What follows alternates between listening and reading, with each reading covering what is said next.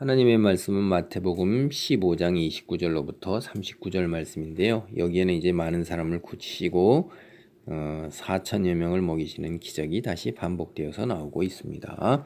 치유의 기적이 다시 한번 또 반복돼서 나와요. 29절로부터 31절입니다. 예수께서 거기서 떠나사 갈릴리 호숫가에 이르러 산에 올라가 거기 앉으시니 큰 무리가 다리 저는 사람과 장애인과 맹인과 말 못하는 사람과 기타 여럿을 데리고 와서 예수의 발 앞에 앉힘에 고쳐주시니 말 못하는 사람이 말하고 장애인이 온전하게 되고 다리 저는 사람이 걸으며 맹인이 보는 것을 무리가 보고 놀랍게 여겨 이스라엘의 하나님께 영광을 돌리니라. 그러니까 이제 예수님이 그 갈릴리 호숫가에서도 배를 타고 건너가서 무리로 걸으시고 또 게네사렛에서 병자들을 고치시고 다시 이런 그 바리새인과 서기관들이 이제 비방하는 것에 대해서 그 하나님의 말씀을 잘 가르치고 그럴 때 또 가나안 여자 이방 여인이나 다름없는 게라 칭함을 받을 수 있는 그런 유대인의 혈통이 이방인과 섞인, 그래서 사람들이 개 취급을 하는 그런 가나안 여인의 그 믿음으로 하나님 예수님이 질병을 고치셔요. 그리고 나서 이제 갈릴리 호숫가에서 산에 올라가서 앉으실 때 이 다리 절고 다른 여러 가지 장애를 가지고 벙어리 말을 못하고 또 눈을 보지 못하고 이게 온갖 여러 사람들이 다 그 사람들이 예수님께 데리고 나오는 거예요. 이 사람들이 예수님께 이런 사람을 데리고 왔을 때는 뭐가 있냐면 기본적으로 예수님께만 나오면 낫는다는 믿음이 있는 거예요. 가나안 여자도 마찬가지예요. 개 취급을 받고 유대인들이 쳐다보지도 않고 상종도 안 하고 그렇지만은 그걸 다 아는 거예요. 자기가 그런 당함을 아는 것을 다 감수하면서도 예수님께만 나오면 고침을 받는다 하고 자기 딸, 귀신 들린 자기 딸을 위해서 그걸 다 그대로 그걸 거부하거나 거기에 분노하는 게 아니라 받아들이면서 예수님의 자비와 긍휼을 바라고 나오는 거예요. 그 믿음대로 되는 겁니다. 이 예수님께서 그 바다를 걸어서 오실 때 베드로가 명하여 나도 그렇게 하게 하소서 할 때 그렇게 걸었다가 주위 환경을 보고 바람을 보고 무서워서 믿음이 없어질 때 빠져 들어갔을 때도 믿음으로 이렇게 믿음이 작은 자여 이렇게 하고선 예수님이 이런 말씀을 하시잖아요.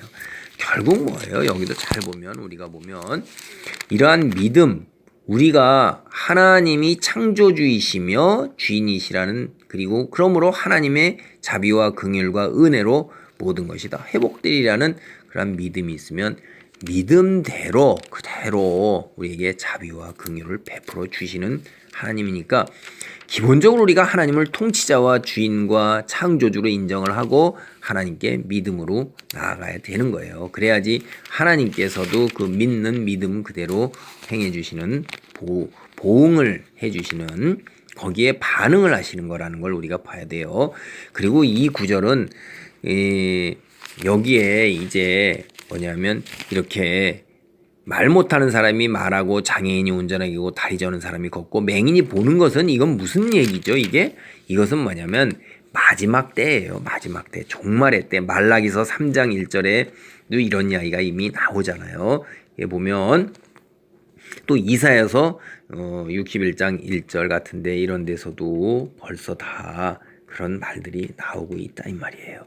우리가 여기 보면 그 세례 요한이 사자를 내 앞에 보내노니 그가 내기를 준비하라는 말라기서 3장 1절 말씀에서 세례 요한이 오실 그이가 당신이 오니까 라고 여쭈도록 제자들을 보냈을 때 제자들에게 예수님이 뭐라 그러면 맹인이 보며 못 걷는 사람이 걸으며 나병 환자가 깨끗함을 받으며 못 듣는 자가 들으며 죽은 자가 살아나며 가난 자에게 복음이 전파된다 하라.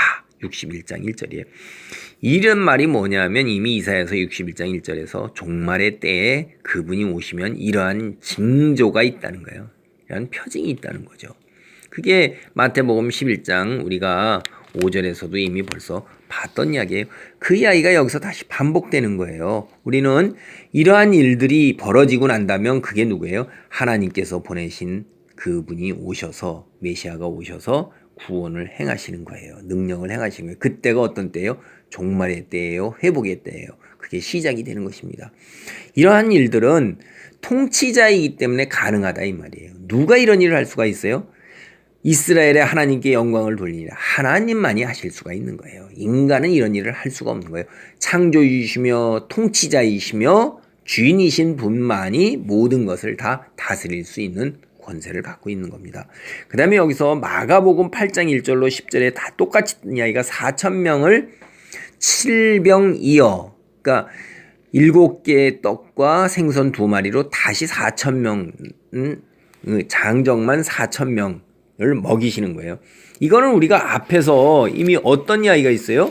오병이어의 기적이 있지 않습니까? 마태복음 14장 13절로부터 21절까지는 마가복음, 누가복음, 요한복음에 다 나오는 오병이어의 기적이 있어요. 그것이 다시 반복된 거예요.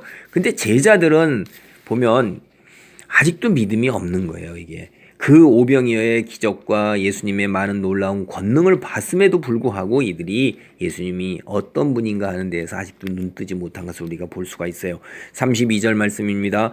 예수께서 제자들을 불러 이르시되 내가 무리를 불쌍히 여기노라. 그들이 나와 함께 있은지 이미 사흘임에 먹을 것이 없도다. 길에서 기진할까요? 굶겨 보내지 못하겠노라. 사흘 동안 예수님 말씀을 듣는 거예요. 이 사람들도 참 대단한 거죠. 참 대단한 거예요. 보면 이렇게 사흘씩 이렇게 예수님의 말씀과 가르침을 보고 따라다니면서 거기서 같이 있는데 이제 사흘을 제대로 먹을 게 어디 있겠어요. 제자들이 이르되 광야에 있어 우리가 어디서 이런 무리가 배부를 만큼 떡을 얻으리까. 이게 오병이어의 기적을 보고도 이들은 다시 또 이런 이야기를 하고 있는 거예요. 너희가 먹을 것을 주어라. 그럴 때 제자들이 이거 우리가 어떻게 이걸 할 수 있는가. 이들이 이들을 먹이려면 돈이 얼마나 들어가는데요. 이런 이야기를 했는데 여기 그렇다고도 그걸 사 먹일 데가 없다. 이런 얘기인데 여기도 또 똑같은 게 배부를 만큼 떡을 얻으리까 이런 얘기를 하는 거예요. 같은 반복된 얘기를 같이 겪고도 진전이 이렇게 더딘 거예요. 34절 예수께서 이르시되 너희에게 떡이 몇 개나 있느냐 이르되 7개와 작은 생선 2마리가 있나이다 하거늘 예수께서 무리에게 명하사 땅에 앉게 하시고 떡 7개와 그 생선을 가지사 축사하시고 떼어 제자들에게 주시니 제자들이 무리에게 주매 다 배불리 먹고 남은 조각을 7강주리에 차게 거뒀으며 먹은 자는 여자와 어린이 외에 4,000명이었더라. 예수께서 무리를 흩어 보내시고 배오르사 마가단 지경으로 가시니라. 하나님을 믿고 따르는 사람들은 어떻게 되는 거예요? 영적인 양식을 얻을 뿐만 아니라 육체적인 양식도 예수님께서 이렇게 공급해서 주시잖아요. 자기가 애써서 일해서 얻어서 능력껏 먹으려고 하는 것도 그거 당연한 일이에요. 그거는 이 세상에서 하나님께서 세우신 질서입니다. 그러나 때로 우리가 하나님께 영혼의 양식을 간구할 때 하나님께서는 형편 따라서 우리에게 어떻게 해요? 일용할 양식도 이렇게 주시는 거예요. 그래서 우리가 우리에게 일용할 양식을 주옵시고 이거에 감사하는 마음으로 기도를 드리는 거잖아요. 때때로 우리는 하나님의 말씀을 더 사모하고 그런 것들을 더 나아갈 때 하나님께서 결코 우리를 이 땅에서 육체적 생명을 잃어버릴 정도로 우리를 굶기시지 않는다 이 말이에요. 그런 믿음. 그래서 영육간에 다 우리의 양식을 채우시는 하나님, 그분이 우리 창조주시라 이 말이에요. 그분의 손길을 사모하고 기다리는 이런 믿음.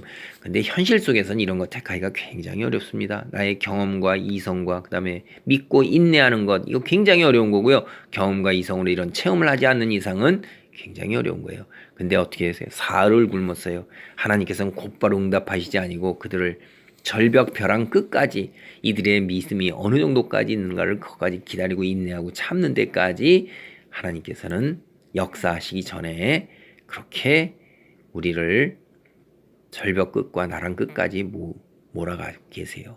그래서 하나님의 역사였다는 것을 확실하게 믿고 깨닫고 우연이 아니라 또 다른 것에 생각에 미치지 않도록 하나님께서 우리에게 확실하게 하기 때문에 참 이런 일이 힘들고 고단한 것입니다. 그러나 이런 일을 통해서 우리는 확실한 믿음의 경지에 이르게 되고 성숙한 믿음의 경지에 이르게 되니까 고난이 곧 축복이 될 수도 있는 것입니다.